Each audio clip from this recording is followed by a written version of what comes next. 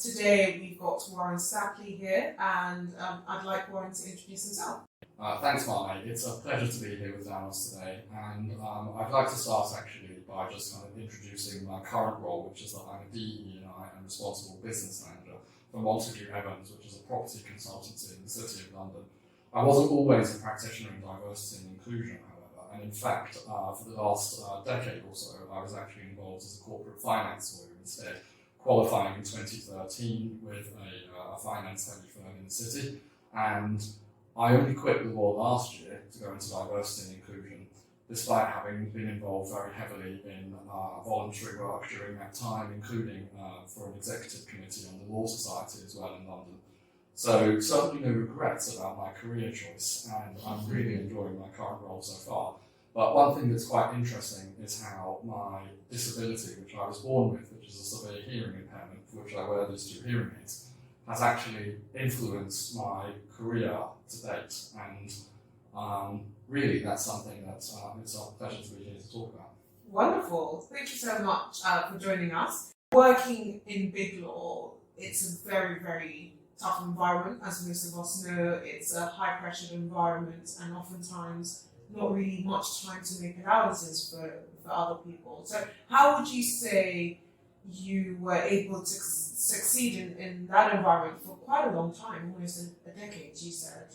I think the main thing actually is that certainly in the early part of your career, when you're a lot more nervous, you're less sure of yourself, you have less footing and a stake in that profession, and you're riddled with imposter syndrome and self-doubts, among other things. Disability certainly compounds these doubts. And in fact, actually, I was a lot less confident in dealing with my disability back then than I am now. And I think that actually with each growing year of competence and seniority, you just become a little bit more confident in what it is that you need in order to succeed. And I think certainly what enables me to progress to the next stage is this increasing self-awareness that I cannot do it alone. And actually that I do require support from other people, and that was something that I had to grapple with very early on in my career. The fact that obviously in a very challenging and demanding environment like a law firm, things move quickly, client expectations are high, and in fact actually having to jump up, grab the bar of normal and indeed high performance can be tricky at times. And I think it's one of those situations as well that even sort of looking back to childhood onwards and grappling with that disability and what it meant for me through speech therapy growing up, through just dealing with the disability and all the self-doubt that came with it, I realised actually that I can only go so far by myself. Fantastic, and I've got to say that your story is very inspirational because you have younger people who want to come into the corporate world but perhaps don't really know how they will fit in, frankly. So would you say that the firm that you were at made allowances for you personally, or you kind of had to stumble your way through it and fight your way to where you are now? I think on the whole, actually, I've had a positive experience simply because I had to learn very, very quickly the hard way, as I said before, that because I do require this support. I don't get very far in life without my hearing aids. Lip reading only takes me so far.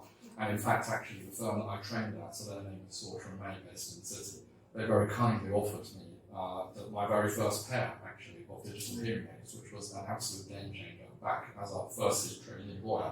And I think that for that point, up to that point, having had to get by on sort of vastly inferior NHS devices, being able to walk into my new role, actually, and bearing in mind this was a gift, this wasn't just a loan item, they gifted this to me.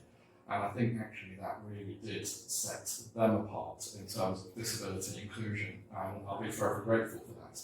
And I think actually as I progressed through my career, other firms too were on the whole quite helpful in terms of making sure that actually I do have these needs, so long as of course I was always communicating them. Yeah, that's great to hear. As a DE&I consultant, do you have any advice for any of our clients or candidates out there who want to make their environment inclusive but don't necessarily know how to? I think one thing that I would say about the Equality Act 2010, which of course is where you'll find that reasonable adjustments regime, is that there's no such thing as being too inclusive as far as disability is concerned. In my years in the city, indeed my years as a working professional, I've yet to encounter a company who were ever chastised, in fact, for going too far in supporting their employees. It's always a question of, vis-a-vis the Equality Act and reasonable adjustments, how far this company falls short of what it is that their legal obligations are. So I think what they should be doing is erring on the side of caution, communicating with the employee in question, because inclusion does mean different things for different people. Not everybody wants to share the details of their disability. Some people want to keep that private. But disability is somewhat special in that actually it can genuinely impair and impact your performance at work. And in fact, quite often, this can masquerade as underperformance when somebody is not in fact receiving the support that they need. So firms need to, and HR departments, DE&I departments, they all need to be very, very cognizant of the different needs that disability can throw up and present, and also realise that reasonable adjustments, that duty to provide reasonable adjustments legally, goes very, very far for these big, well-resourced companies. I guess rounding things off then, you've grown up as someone who's got a hearing impediment. What advice would you give to young people, or in fact young professionals who have just come into the workplace and are trying to find their feet?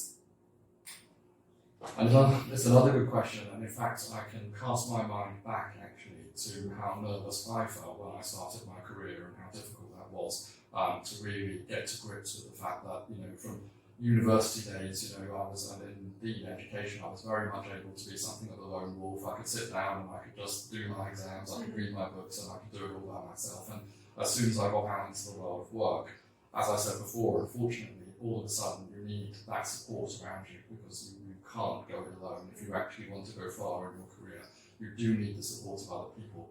So my advice certainly to people starting out would be that if you have a disability, that you actually have to make sure that you're very cognizant of what your needs are, and you are the subject matter expert of your own disability. You have to try and set your agenda as much as possible to avoid other people setting it for you, whether in work or in life generally, but also to be well aware of the rather grim fact that unfortunately disability draws a little bit of a short straw as far as inclusion at work and otherwise is concerned, simply because disability has that unusual distinction of really being able to genuinely impact your performance at work. And I don't think the same can quite be said for a person's race, a person's sexuality, a person's gender. I think that certainly equal treatment around those characteristics is absolutely key, but they don't inherently impact your ability to perform. Disability just might do. I know that mine does. I don't get very far, in fact, in life without these hearing aids, especially at work. I break out in a cold sweat if I came to work and my hearing aids aren't available. And other people will have various needs as well. And I think owning those needs and being aware of who you are, what value you can bring, but equally what your weaknesses might be and where you might need support is absolutely critical. Thank you so much for taking the time, Warren. We really appreciate having you on the series, and hopefully we can have you again soon. Yeah, absolutely. Thanks. It's been a pleasure.